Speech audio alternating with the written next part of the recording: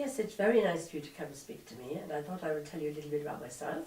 My name is June Keat. In fact, it's Dr. June Keat, and I've also been honoured with an MBE and an ARAM. The ARAM is from the Royal Academy of Music.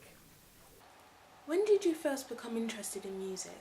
From the age of about 3, Okay. because I had a very musical grandparents. So it was when I was with them and my aunts and uncles, they were all singers in an amateur way. But they Did you learn any other instruments apart from singing? I started the piano when I was 7 and the violin when I went to secondary school when I was 11.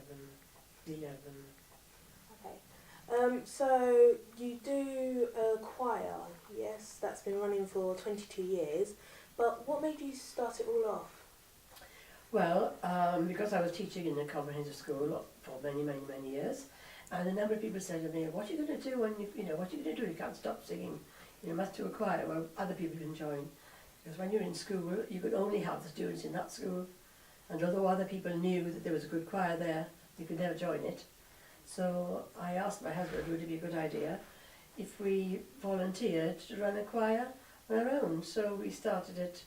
It was in the beginning, it was called Children's Voices. And as the years have gone on, we've got many children now from all over the world, over 44 nationalities. So about 5 years ago, we changed the name to Children's International Voices of Enfield. And so those who are under 14 say they're in Children's International Voices, and those who are over that age, they say they're in International Voices. So it covers the 2 age ranges. You said you were at a comprehensive school. What was the school there and what was the choir like? I went to Kingsmead School in Enfield, which is the year when it opened, because 3 schools amalgamated when comprehensive education came in the 60s, and I was in one of those. So out of the 3 schools, we were all interviewed, whether you're music, maths, history, whatever teacher. I was music, and I was offered the music post at Kingsmead School. So I was first to go in there, and fortunately, in my previous school, I had a very good choir in George Spicer. So when we went to Kingsmead, we all went together. So it was the same choir, but changed its name. Can you tell me about the performances that you've done with the recent choir of the Children's International? Well, Children's International Voices. Well, I realised that it would take some while to build that choir up, because the Kingsmead Singers, I was the conductor of the BBC Schools radio programmes for 27 years, singing together time and tune music workshop, and it was the Kingsmead Choir went to the BBC each week to do the recordings.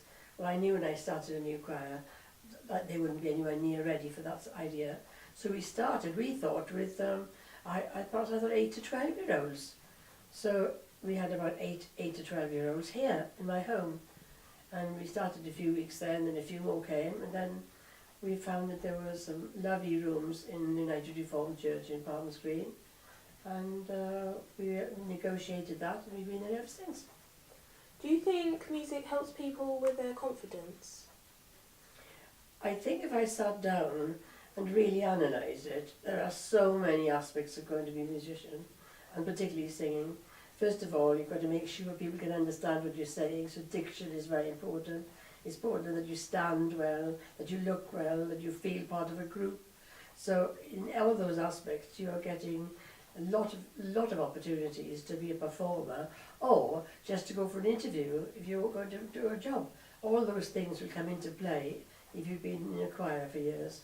So do you say that it helps children with their vital skills as well as their educational skills such as maths and English? Well, I think the biggest thing is memory, because you have to learn, the big skill of course of learning different parts of the music, the tenor, the alto, soprano and so on, the bass, and they're on 4 different lines and you follow the music, so you have to look, otherwise you don't know what line you're on, and therefore you have to have the memory to remember the words, and this I think helps when you're doing examinations, because you're used to studying. Our choir rehearsals are for 2 hours, and in no school would you have a 2-hour singing lesson.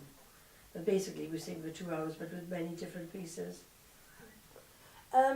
You say you've got loads of children, but would you say the parents like to commit and help out with like performances or Like, do you have like a sort of a PTA meeting sort of thing? Well, that started more recently, the parents' organisation, but we've had parents helping really from almost the beginning. I really needed somebody to be the little secretary for the younger voices, so they made sure who the children were, what schools they were at, what their age was, what the parents, the different mobile number and house number and so on.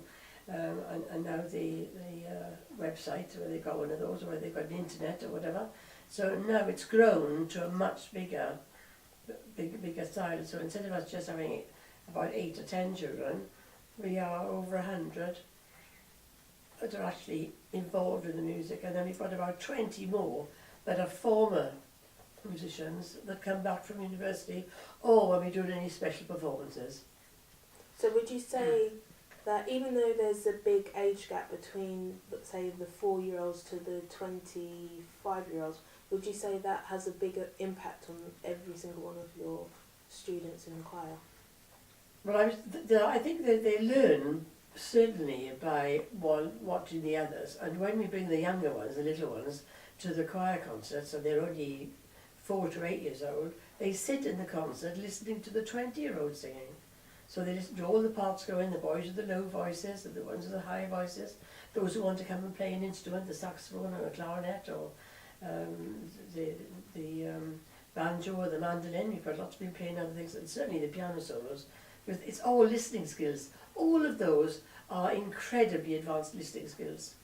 Which is what, again, you learn when you come to a choir. You have to listen and sing the right note and listen to see what you're going to sing next. So overall, would you say music has improved the way children are behaving and with their education today? I think that's probably the most important thing of all, because everybody says when we go anywhere in a group, people just talk to me after and say, oh, I can't believe how they play, I can't believe what they do.